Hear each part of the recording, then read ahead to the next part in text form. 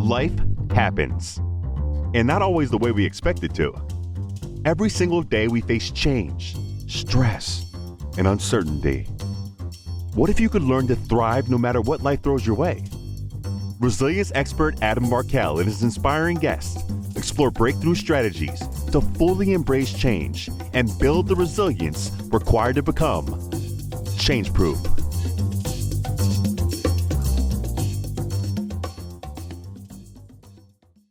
Hey, everybody. Welcome back to another episode of the Change Proof Podcast. I'm your host, Adam Markel, and I'm already just like giggling to myself because for some reason I'm having trouble in just like reading the bio for my guest. I have an amazing conversation coming up with Dr. Pelletier. I'm going to share a little bit about her. I'm going to read her bio or attempt to read her bio now. She has spearheaded a dialogue on the crucial issues of leadership resilience and workplace health. Drawing on her extensive background in corporate insurance, governance, and public sectors, she brings national and international perspectives and expertise on mental health and resilience as a key pillar in overall health. She is a bilingual practicing psychologist with over 20 years of experience in clinical psychology and advisory workplace psychology, and holds a PhD and an MBA from the University of British Columbia. Okay, I managed to do that. Sit back. You're going to so enjoy this conversation that I'm having today with MH, as she is called. So just buckle up, sit back, relax, of course, and enjoy this conversation. Okay, MH, I'm so happy you've given me permission to call you MH. Actually, that was your suggestion, so I'm thrilled about that. You have a very impressive CV. Your resume of accomplishments is It's pretty off the hook. But what I'm going to ask you now is simply, what is something that's not included in that sort of laundry list of things that you've accomplished and done, which are very impressive, that you would love for our audience to know about you? One thing that's not included in your standard bio that you would love for people to know about you right now. Probably that it's probably still, I guess, related, but doesn't matter. I enjoy also challenges in the nature. So that's where mountaineering, going for a few days, even going for one day, even going for 20 minutes, if that's all I got. But and discovering unexpected things, even in the very short ones. So I guess a bit of a small E explorer mindset. Yes. So have you always been an adventurer? Like, is that just how you were baked when you were a little kid, and like, it's just like the big version of you is just that much more adventurous, or is this something new? I think, but probably many people will relate to this in some ways, right? As children, that's a bit of what we do in different ways. We explore, learn the world, do different things, that kind of thing. So just like many kids, I liked climbing trees and doing things like this. But so I guess for me, yes, that's there, and I still like climbing. I still would love to climb trees, but I just don't have trees right here that would be the perfect place to climb. But I think it's always been there, to answer your question. Yeah, always been there. Just happened in different contexts as well. Yeah. How important is it for you that you are able to retreat into nature or do things that are kind of more adventurous as a part of your resiliency, as a part of how you decompress or reset, recharge, restore? It's a lot of good words that start with R that have to do with resilience. Yeah. Initially, it was just out of enjoying doing it, just for the fun of it, for the sake of it. That's it. And then it's as if as I learned more about, as I trained in my fields and all that, I then learned that the research backed up a number of these good activities kind of thing. And I think now that I'm, a bit further in my career, and like most of us, when you are a bit further, there are more demands of different types and that kind of thing. So then, and it connects a bit with the work that I do, the book and all this, but it's true for me as well personally, that there is this more deliberate choice, attention on a daily basis. The amount varies on a daily basis, but the attention is probably there on a daily basis. to, yes, how am I recharging? And is this in nature today? Sometimes it's not. It's not always possible for me, but the intention is there. A version of it is there, so that I can stay, as resilient as possible, but also just enjoying life, really. Yeah, I mean, I think that's such an important piece when I am speaking on that topic, the topic of resiliency, audiences or in workshop settings and things like that. People will often ask me, so how focused, how much is resilience on your mind on a regular basis? And it's an interesting question, actually. And I'm for those that are watching this on YouTube, I'm wearing a resilience shirt today.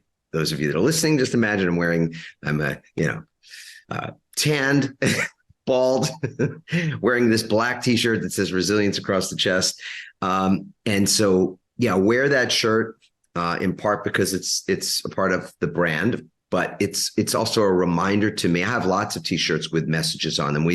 In our company, we like to think of them as talking tees, and they're saying something. There's a message. So it's a message to the people that read it, of course, but it's a message to me. I mean, I'm literally branding myself with that statement, with that word.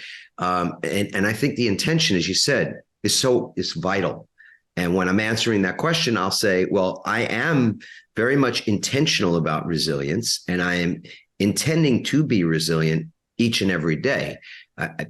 Because for sure, there are things that are testing my stamina in so many, mentally, emotionally, physically, spiritually speaking, each and every day. So I don't know that I can think of a day in the recent past where resilience wasn't a key ingredient in whether that day was successful, whether I felt good when I put my head on the pillow, to go to sleep, or what the quality of that day turned out to be. Resilience was a key ingredient. Do you agree with that? Anything resonate there for you? Yeah. It's sometimes I find for myself and in the work that I do with others as well, that so it's either there consciously, deliberately on people's mind, and that's the state that many love to be in. There will be days where things just pile on each other, meetings that don't just follow each other, meetings superimpose each other on themselves, and you're triple booked or whatever. And so there will be days where that deliberate, grounded approach does not appear very much. But then as soon as we can get back to it, or whenever we can get back to it in, again, small ways, it keeps it on the radar. And maybe we don't even get to doing anything about it today. But then because it's on the radar, it will be on the radar tomorrow again. And tomorrow may provide an opportunity for more active work in that area. And on the better days, whether it was deliberate or not, it often just was present. It just brought situations that increased our resilience, that allowed us to bring our best, both professionally and personally. So why not harness this, right? Make it more conscious, deliberate, strategic, I would argue, such that we're realistic about what can be done, even in the busiest schedules, so that we'll bring our best for ourselves and, of course, for people around us in our work and personal lives. Do you find that when we are more strategic about our resiliency, more intentional, more conscious, that it becomes our default mode, if you will, when stress happens, when disruption occurs, when change is present? Yeah. Does it become a habit in some ways, right? These actions. Sometimes it can, just like habit formation would happen if you're repeating certain behaviors, that kind of thing. Sometimes it's in part a bit habit, I would say. It's also in part having a strategic plan, which is a bit more higher level than the specific behaviors or habits, mostly because sometimes that particular action or that particular habit is just not possible right now for whatever reasons. And so if we're only tied to a habit, and this particular habit cannot occur right now, even in smaller versions, then we need to think of something, and because everything's going fast, we don't, and therefore nothing happens. If in addition, that habit is part of an overall strategic plan, then we have higher level directions that will inform, what do we do if this circumstance that never thought about, but this circumstance happened? It really does function, Adam, the same way that we would use strategy in, say, a business context, right? When we are launching a new product or a new service, we don't just say, oh yeah, I will successfully launch by doing this thing. Yeah, we may have some ideas of specific tactics, but usually we will have a higher level plan, a strategy with strategic pillars. And that's how strategy works. It will inform actions we'll choose to take as we move towards that goal. So it's the same idea here. And I find that when I explain it this way, it connects with what either work we do, or, I mean, the logic of it makes sense to most people. Yes. Well, you and I are both researchers on this topic. So I'm going to ask you a question that I often will ask audiences, at the outset of a talk. I'll say, there's this word resilience. It gets thrown around a lot. Is it just another way of saying suck it up today? What does it mean to you? How do you define it? My question for you is, do you have a running definition of what resilience or resiliency is for yourself? Yes. And you're right. Many definitions where the word is used, we all use it in different contexts, just like so many other words, really. Resilience, interestingly, even if, and I know you, Adam, would know this, but just for our conversation today, in the academic literature, there are various definitions. It's not just one clean, simple, like that of burnout, for example, which is crystal clear. Resilience has different versions of it. The one I've worked with, and many others have as well, is our ability to go through adversity and come out even stronger. So there's this growth element from it, and keeping in mind that adversity, so often we think of it as an acute event, and yes, it can be that, but it can also be chronic events. And of course, often it's a combination of both. Yes, I love to say that there's a through line. Everybody defines resilience individually. They define it mostly based on their own personal life and business or professional experience. But the through line that we see is that it is the ability to leverage the power of uncertainty and even adversity as a catalyst for long-term growth. Just very much in alignment with what you said. And recently I've been simplifying it, or I don't want to say simplifying it. I've even thinking about it in a different form, in more crystalline format of it being sustained persistence plus adaptability, because so often when we think about what produces resilience organizationally or at an individual level, it is this capacity to forever be moving forward, utilizing everything for growth purposes.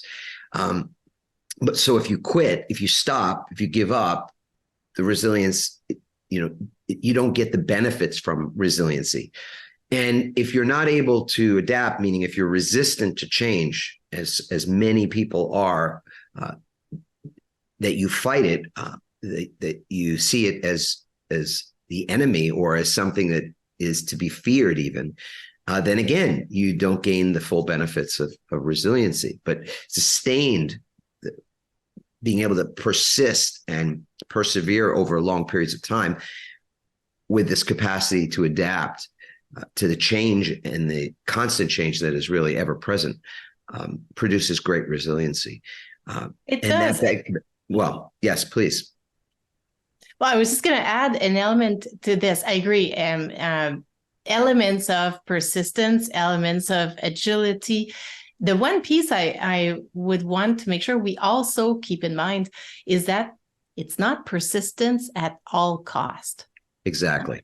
That's because sometimes it has been part of how, for many people, their resilience has allowed them, say, to persist and through an event. And meaning persisting in this sense is staying in the situation and solving for it, or, modifying it, or these kinds of things. And sometimes this is how we go through. what is, I think, also important is that sometimes the best, the most resilient thing to do is to let it go, to get out, to quit, to leave it, to take a bath, as we say in business, let it go. It all goes away and I move on to something else. And that's important because sometimes as highly capable, resourceful, all these beautiful things that we may be, we get to a point where we believe that if we were to not stay here in this situation, we would be letting go inappropriately. And no. Sometimes part of the strategy is to let go, just like, again, in business. If you launch something and it's not working, at some point they'll drop the product. And that is sometimes the best thing we need to do as individuals as well. That's true. I couldn't agree with you more. And I'm going to take not a contrary position to that, but I want to play the sort of another side of this, which is that just having been in business myself for 30 plus years, for some extended. You started when you were 10, Adam. Yeah. Thank you so much. Right. A couple of dozen years as an attorney and then starting businesses, running them and still doing that kind of thing. And what I find, and I'll add to this that I've done a lot of business trainings for large audiences of people that were in that entrepreneurial headspace and wanting to start things, et cetera. It's shocking how often it is that success is something that eludes people because they do stop, quit, run out of gas, let's say. And so while I completely agree that blind perseverance will never win the day, it's why I got out of the law. I literally woke up every day knowing that what I was doing was actually harmful to my insides. I could call it, it was hurting my soul, but it was also hurting my being, my physical being, mental, emotional being. So, and I persisted blindly because I was not the kind of person that quit things easily. And that led me to a very scary place. And I'm very fortunate to be here today, knowing that I was able to pivot away from that. I wrote a book called Pivot about that journey. So blind perseverance is not going to win the day, but knowing that people often will stop short of the goal. I think there was a book that maybe Napoleon Hill was involved in called 3 Feet from Gold. This idea that people will stop their pursuit of their goals just 3 feet from where it might come to fruition. So to me, this idea of sustained, what enables you to sustain your performance or your persistence, let's say, and then ultimately be adapting it along the way, is a key ingredient in resilience today, I think, because grit will not get you there, as you're pointing out, blind grit or just, grinding endlessly. What you need to do is create the kind of life, rituals or habits, to your word, that enable you to sustain that performance. And that to me is much more about recovery and your rituals or your habits for recapturing energy than it is about gritting it out, less about endurance, more about how we restore than how we endure. So I think we definitely, we are aligned and see eye to eye there. I want to get your thoughts on leadership resilience and workplace health, because I know that is a specialty of yours. But before we go there, I know the book, The Resilience Plan, is coming out next year. And in talking about what you said, strategic resilience, is that what's part of the content of the book, is how to actually create a strategic plan for individual and team or even organizational resiliency? It is bringing elements. So yes, bringing elements from what we know from the research and practice in psychology, best practices about resilience, and bringing structures and ways of thinking from business, specifically strategy, together to, yes, help individuals. It is a bit more focused on us as individuals, this book, to create our own customized strategic resilience plan. It is couched in the overall picture of the workplace where our individual resilience does not operate on its own. It's here, and it is within a team. The team is within the organization is within a country. And so it is very much a system. What I'm saying is, yes, it is a system. And wherever the problems are, the challenges, the needs to change are, even if they're completely outside of us here as individuals, we still need, in order to manage this situation, potentially influence it or make decisions, we need to optimize our resilience. Now, the book does have a chapter on team resilience as well, because it is part of the system, and our individual resilience will influence more than just us, which is beautiful. But this is the where this book resides. It's concise as a book. It is designed for the busy professionals and leaders, and brings the psychology and the strategy together. Could you share a little bit of what the research has yielded so far? I'm sure that the book is having been down that road and through that process is agonizing. I'm sure God knows how much editing is still going on, and there's a million things, right? It takes a village to create a book, I find. So I'm sure you're in the thick of it. Can you share a little bit about what the research has yielded, and even what the basis has been, sort of, how you conducted the research, or who or what?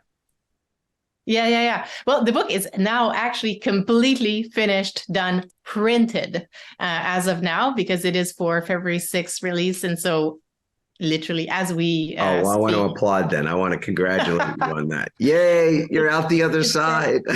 I know. And that's what I've been saying to a number of people I've been speaking to. It's been more work and more fun than I thought, but more work, even though I knew it would be work. The research for the book comes from both psychology and business, and that's why I've done a number of things, like we do focus groups and advanced readers and this kind of thing, and even the endorsers are coming from both sides. So I've got people who are coming from both psychology and business, people from the academic settings and industry. I've got people who are in different countries around the world. And so it's just needed a lot of perspectives to inform ultimately something that's fairly straightforward and helps people change. It is something I've been using in my work for a while. And then I was thinking, okay, wait a sec. Well, not just me, individuals I've worked with and audiences would sometimes comment on, okay, I wish I had this so long ago, way before now, that would have, some of them said, saved me from my burnout, or would have been so helpful, or all these kinds of things, which then,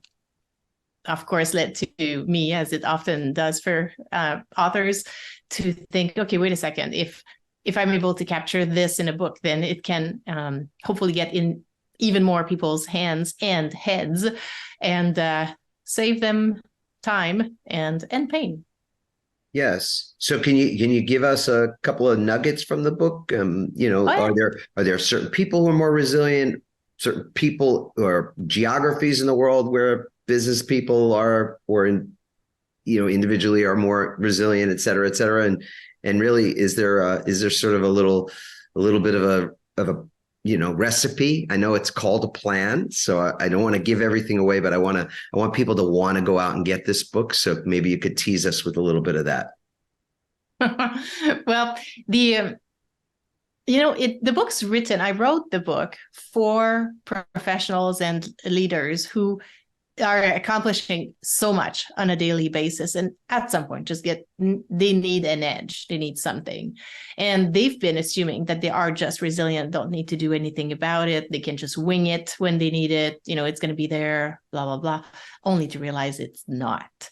And everyone knows the kinds of things we should do to increase that resilience. If we exercised more, if we ate better, and there are a number of recommendations that are all research-based, beautiful. And what most people struggle with is incorporating anything about these things into their lives. And that's where my point is, let's create a customized strategic resilience plan for you in this moment. So it's not even your plan forever. It's your plan for right now in this context, which may need to evolve in 4 months from now. But once you've done it, it's very simple. Then that's what changes. So what I do in the book, it is a very practical book. It is more focused on figuring out what you need to do next than bringing statistics about or these pieces of research and all this. It's all research based, but that conversation in the book is to take you where you are and help you move to point B, having your plan. And I've extracted the types of exercises and actions that, again, they're fairly straightforward, but have helped others, similar to the audience I wrote it for, move things forward, create that plan, implement it, and leave with, okay, this did not take an immense amount of time. I now have lots of clarity. I know exactly what to do, and I can start now. So it's beautiful. Elements to your questions, exercises like making sure you collect in writing your values so that you start from there. We're not starting from everything the research is saying. We start from you. Because if we're going to get customized, a way to link it to each of us individually in this moment, that's going to be a central part. It doesn't take time. I guide people in how to do it, but that's one part of it. Then we want to have really good visibility, honest visibility. Don't move too quickly from this. It's very important about our current sources of supply and demand. And usually when I ask people, okay, what kinds of demands are you facing? They give me their top 3 things they're facing at work, which is great. Then I say, okay, give me the top 3 in your personal life. And then I say, okay, add as many as you want on both lists. And that's where usually by the time we get there, that's when they start seeing the size, the amount, the weight of all these demands, because often extremely high performing, capable, fabulous people tend to be a bit more on the optimistic side, almost to the point of minimizing the demands they're facing. Oh, that's not going to be too long. It's not even on the list, whatever. And how many times, right? You've seen it. I've seen it, Adam, where, you think this next thing that someone asked you to do will take you half an hour, 4 hours later, it's not done. And so that sort of optimism is very positive, but sometimes it's paired with a degree of minimizing that actually is not. And that's in one of the main traps that keeps us from being able to implement anything else. The reality is we're more jammed than we acknowledged for ourselves. That's one of the exercises. There are others to also gain even more clarity on your overall context, again, in a very realistic way. That's in part what I do in the book, like making sure you catch yourself and not just skim over this, minimizing a number of parts of this picture, because then you'll stay stuck. But once you've got really good clarity, you can do a plan. Indeed. I wanted to ask you about you mentioned burnout earlier, and let's talk about burnout at the moment. Mm-hmm. People are certainly aware that there's plenty of burnout, or they've been told there's lots of burnout.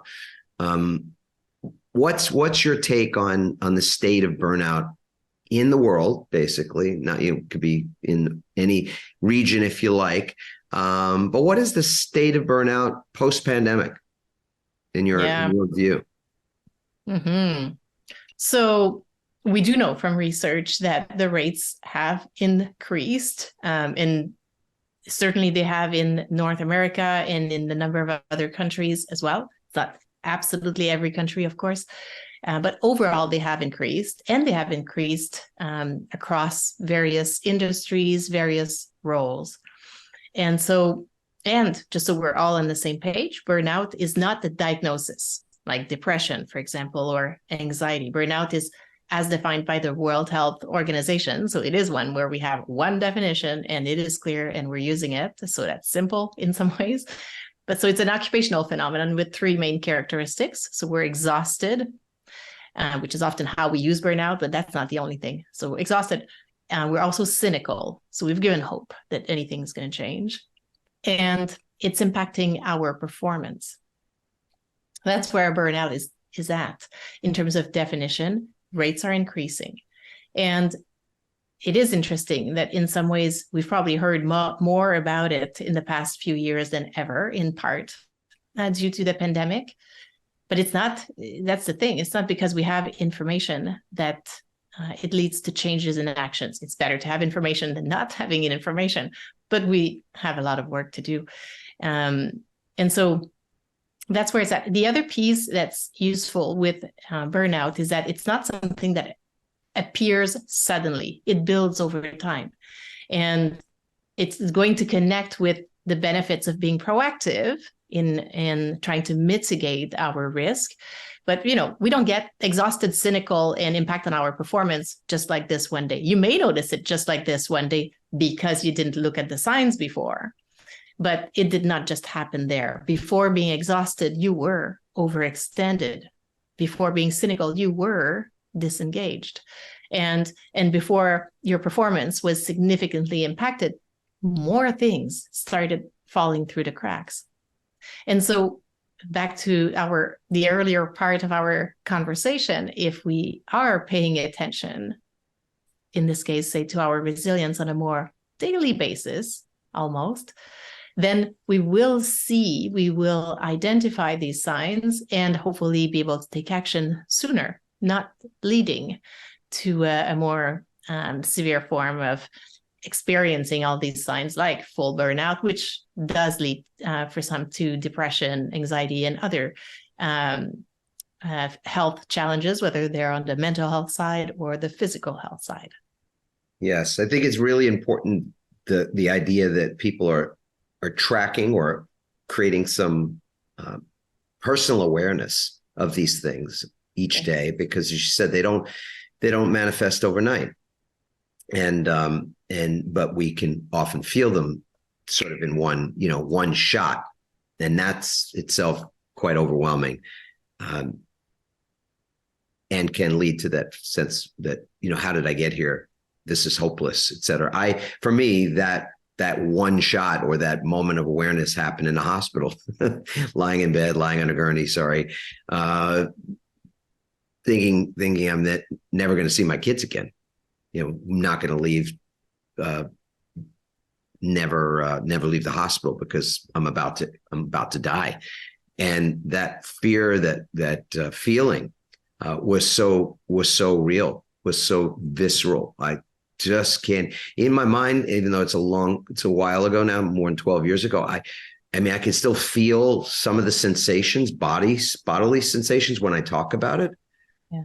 But I can't take myself mentally back to that moment because it was surreal. In that moment, I literally experienced what was sort of like an approaching death kind of awareness. And that didn't happen overnight. It happened as a result of ignoring lots of signs along the way, as you said. So I think it's really important that people are tracking and taking some stock in how they are actually feeling. And I think your book is going to, I believe, would do a great deal of good in that area alone, just for that sense of awareness. I wrote a book about resiliency that came out right in the middle of the pandemic. It was called Change Proof, how to leverage the power of uncertainty as a catalyst to create long-term resilience. And resiliency, in my view, same as yours, is something that you can build, you can develop, you can learn, you can train at any age. That's why it's a magnificent tool for us in our own personal lives, but also as a way to impact the people around us, whether it's our family or it's the people we lead, the teams, the folks that we're associated with. We can really be a positive influence in that area. But often the leader that is ignoring their own well-being because they're really a team player, which means, they'll miss events in their, important events in their family, recitals and other things because work is taking precedence. They'll ignore their body. They'll ignore rest that they need and other things, et cetera, because they are trying to be that good team player, or they're just built to somehow, grit things out. But they have this impact on everybody around them as well, especially if they're senior level leaders or even managers, frankly, because, when your habits are that way, it's hard enough for you, of course, that you're going to go through, some inevitable depletion and ultimately move in that direction of burnout, whether you get there or you don't. You are, by what you do and don't do, giving permission or denying permission to the people that are around you, because they take their cues from a leader. So if that leader is eating at their desk, makes no time for themselves, really, is in first and out last, that's the signal of success in that environment. And other people, maybe don't take the time for their therapy sessions, or to seek out therapy. They may not take the time to sit and actually, find time for rest during the day. I mean, I'm not talking about nap pods, by the way, or things like, and it's fine if if there's nap pods and people need a nap or whatever. But you and I think, have done similar research to find that developing resilience, is a micro activity. Yeah, take your PTO, makes sense. Take time off, vacations and all that thing. But really, you build resilience moment by moment. And when you schedule those moments throughout the day, you are constantly sort of refilling your tank so that you don't end up in that place where you're already on that path to burnout because you're exhausted, cynical, and your performance is showing signs of it. So it's really vital that not only we do it for ourselves, but we're actually modeling it for other people. And that's kind of like where I use it as a hook with folks, because we're taught that somewhere along the line that taking care of yourself is selfish. And that means it's actually not. From a psychological standpoint, you could say more about this, but people will deny themselves because they think it's being selfish. And women, in particular, I think are more even susceptible to that because they're caregivers to everybody around them first. Is that what I'm saying? Sound on point, or am I way off base? No, there are different ways in which we will trap ourselves in not paying attention or in not taking action. And you've named a number of them. One of the angles sometimes that I discussed that sometimes helps some people shift their perspective is that it's as if, along the lines with some of the perspectives and beliefs you've talked about, it gets to a point where people assume that this is a bit of an all or nothing type of situation, a dichotomy. So either you're this high performing, constantly working person here, or you are this constantly taking care of yourself, thinking about nothing else than meditation and your next run on your salad over here. And I'm exaggerating them a little bit. I love that. That's such a great way to tee that up. Right? And no. People in category 1 here, this is not, obviously not how it works. Sometimes one of the ways to think about it is to think of your best work challenges. If you're a leader, you've solved complex situations. If you're a professional or whatever the work you do is, there are situations where something happens and you have to solve for it. And sometimes we find brilliant solutions to things like this. And so my invitation would be to do the same thing here. So you're this, assuming, say, hardworking, high-performing person who has way too many demands, not enough time to create some kind of source of supply for yourself here. Don't just give up thinking this is an all or nothing. And obviously, you're not going to become this person who does not work and only eats salad over here. So therefore, you let it go. No. See this as a fabulous puzzle for you to solve. You've got this. You've solved complex things before brilliantly. Do the same thing here. And if you're a bit stuck as I'm saying this, well, as Adam was saying, maybe it's time to connect with someone else who will help you figure it out, whether it's a therapist, whether it's talking to your coach, or maybe your coach will refer you to a therapist. If you're not sure, you can talk to different people, read books, Adam's book, my book, just something. Don't stay there stuck. Keep searching for the book or the person that will help you shift your thinking, just like you did when you found brilliant solutions before, to find your brilliant solution here. Exactly. I know we're going to wrap things up here in just a second. I'll say it's really important as well that we have advocates. So part of when we do work, our company is called Workwell, and when we do more consulting work with organizations, we often will say what you just said, which is that people left to their own devices, we know where good intentions lead sometimes, where resolutions lead. How about that? Simple. We all get it. People create a resolution at the end of the year, and by middle of January, they're already breaking that, whatever that resolution might have been. So to have advocates, people that will hold space. I don't love the word accountability in that context, actually, but people that are there for them to have their back and have each other's backs, I think is really important. So often we'll partner people up, and they're each going to try to create or work on these new, as you say, the more a nuanced approach to their recovery during the day. So it is not this all or nothing situation, but rather it's much more nuanced than that.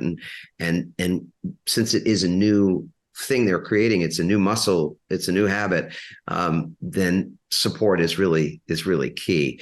The last question I have for you is when it comes to your own personal recovery and what you do to be resilient. So it's sort of a question, a Workwell question we like to ask is what is your favorite personal resource for your resilience, how you recharge and reset and restore yourself? Well, it's interesting because there's more than one, and we know from research that the more you combine them, you get more than the addition of the various forms. It multiplies. And so there is more than one. But if you're asking for one, I'll go for the one I will tell you is meditation. Now, I am not meditating all the time, all day, long durations. No. I'm not. Sometimes I'll be sitting in an airplane about to take off, and there will be a 2-minute there. Sometimes there will be a 2-minute standing outside of the airplane in the lineup before we board. So it's, there is nothing magical or huge about it for me. To your point, it's part of where it happens every day. But the combination of these very small ones and the ones I love the most are when I can get to, say, 15 minutes. I've built towards this. Seriously, it probably took me like a few years, Adam, to like, seriously, for the longest time, I was more like a 2-minute type of person, right? And built. And so, that would be the one. Yeah. I so identify with what you just said. Like, I was on a TED stage and I declared to the world, apparently, that I'm a crappy meditator. So I've never been able to do it for long periods of time. It's kind of like, I'm standing in line and my flight just got canceled and I'm now in a line at customer service and I've got to get somewhere. I travel a lot and straight. So it's like, can I meditate in this line as opposed to getting ready to like bark getting ready to inhabit my old New York personality when I approach this customer service person with, in this situation? I think that's, to have a go-to is really important, but I agree. My day and what we advocate really is that our day is filled with these little micro resets that you intend ahead of time, because they don't really happen easily if you don't think about them ahead of time. So I actually schedule them. I tell people, if you come and look at my Google Calendar, you're going to see that there are breaks for walks. There are breaks to use my stand-up desk that I'm sitting at the moment, but, hit the button, make it go up, stand up, things that will just create those resets. And if you don't think about them ahead of time, plan for them, to your point, in a resilience plan, my guess is they just, even with all good intentions, they just don't happen. So I have so enjoyed this conversation, MH, and I can't wait to get your book myself. And so it's out in just a couple of months. We will certainly advocate for that with our community, that people get out and really sink their teeth into it, especially, as you said, it's practical, it's tangible, it's short. So the busy on the move person is going to be able to digest it and utilize it quickly. But I, for now, just want to say thank you so much for your insights and for your time today. Thank you, Adam. It was a pleasure. Well, as promised, I hope you would say that was a really impactful conversation, really insightful, meaning things that we discussed are things that will have an impact, I believe, that people listening, that hopefully you and the people that you might share this podcast with would actually take action on some of the recommendations that were shared today. MH, as she is called, Dr. Pelletier, has a wealth of experience. I know I found myself leaning in really hard to listen to some of the things that she was sharing, the nuances from her research and her new book that's coming out called The Resilience Plan, which I highly recommend that you pick up for yourself, for teammates, et cetera. We talked about a number of things that were really important today. We both defined resilience, both based on our own experience as researchers, as people that teach in this space. And we also had some room there for, I think, healthy disagreement, talking about those nuances, the differences between how we apply resiliency in our everyday lives, both personally and professionally. I just so enjoyed talking about how we can avoid certain things like the all or nothing trap. I've given it that name, but she was talking about how often the psychology around resilience is that people see it as something that you either have to be sort of all in and basically, you're meditating and you're taking long walks and you're hardly ever working and, you're preparing your salads and your greens all the time, like there's that side of the pendulum. And then there's a side that says, hey, listen, I just gotta get in, get my stuff done and get out. And the more I can just sort of be able to grind effectively, do my grind, be gritty, persevere, persist at all costs, the better, the faster I'm on to my personal life. And that sort of all or nothing mentality, that all or nothing dichotomy is a trap, because in actuality, resilience is created in a nuanced approach or in a micro step approach that does not involve it being one way or the other exclusively, but rather it's a blend, it's a combination. I would say, and this didn't come up in our conversation, but it's sort of like the dichotomy between work life and balance. And I'm often calling BS on that concept because there is no work-life balance. What we can hope for at best, or I shouldn't say at best, I think it really is possible. This is what we can aspire to have, is work-life harmony. We'll never have work-life balance, at least not anything that we could say is a sustainable state of balance, because it's the nature of balance that it is temporal. It is temporary. And so something that's more ephemeral, more lasting, more sustainable is what we're after. And that is to create harmony between those things, a blending, in other words. And it's the same thing with our resilience rituals, the habits that we undertake to create more moments to reset, to recharge, to replenish ourselves. Those are things that we do in a moment-to-moment setting. These are things that we have to consciously and intentionally design. They are something that we can plan for. They're things that we can think of almost in terms of there being a strategy that enables us to continue to sustain our energy. And things that deplete our energy will ultimately deplete our performance. Obviously, according to World Health Organization, ultimate depletion results in burnout when we are exhausted, when we are cynical, and when our performance is impacted by by what we're experiencing. But what we understand is that burnout doesn't happen overnight. We don't discover it overnight. It happens incrementally over time. And mostly it's the kind of thing that we're ignoring until it's right there in our face, and we can't not face it because we are feeling that way. And we know that there's a lot of people who are feeling exhausted, are feeling are feeling distanced and disengaged, and are feeling, that their work might even be suffering, but certainly how their level of happiness, their mental health, that those things are the things that are suffering and that are causing great pain. These things are avoidable, both from a standpoint of understanding that they don't happen overnight, that they happen incrementally, and by focusing, strategically speaking, on developing greater resiliency mentally, emotionally, physically, and even spiritually in what you do incrementally, moment to moment, throughout the day. And so my suggestion in our conversation was that you schedule these things. We like to refer to that scheduling as a reset map.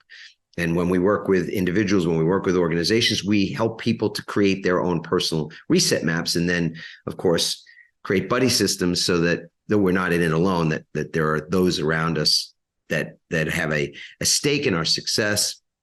They are our advocates. They are truly our buddy system, so that we can be successful, as opposed to when we create resolutions at the end of the year and typically are not successful in those endeavors. But I thought, our conversation today, talking about that trap, the optimism trap. Often people that are very high achievers often think, well, what I'm doing is not going to, I can do more than I think I can. That I don't think things will take a long time. That I'm always optimistic about the ability to take on more, and ultimately that becomes a trap in and of itself, because in the end, there is no getting around the fact that we must have time to recover.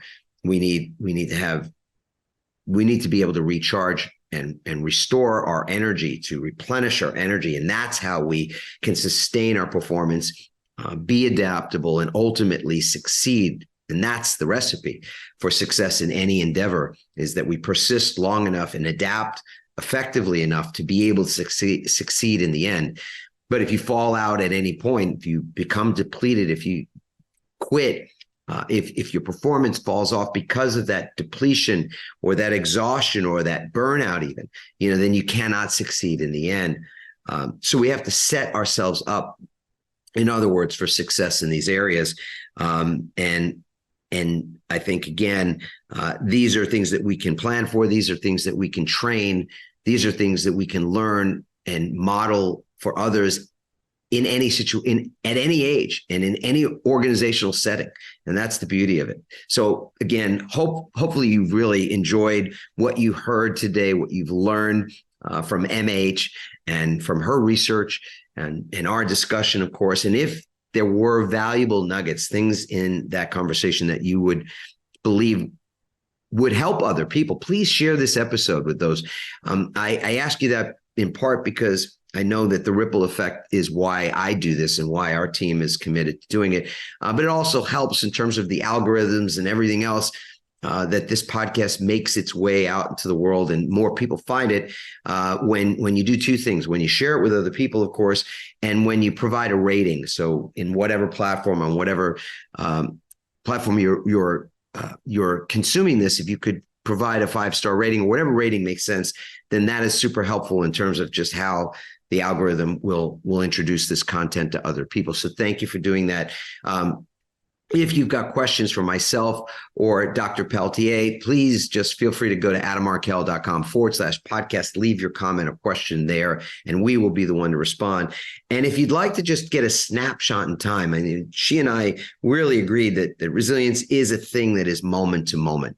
And if you'd like to find out in this moment how resilient you are, or how resilient other members of your team might be, you can simply go to rankmyresilience.com, and in 3 minutes, you will get that answer. Mentally, emotionally, physically, spiritually, you'll get a snapshot in time of just how resilient you are. What's your capacity level at this moment? Is your tank, your container half full, 3/4 full? Is it 100% full? Where are you in this moment? 3 minutes is all it takes. It's entirely free. And the resources that you'll get as well are our gift to you. So thank you so much, as always, for being a part of our community, for following, for listening, for sharing, and for being a support to us. Thank you so much, and have a beautiful, beautiful day.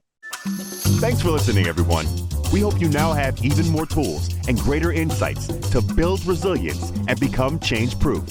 Help us inspire others by sharing this episode and leaving your comments over at adammarkel.com/podcast. For more resilience tips and strategies, including support for building change-proof teams, visit adammarkel.com/become change-proof.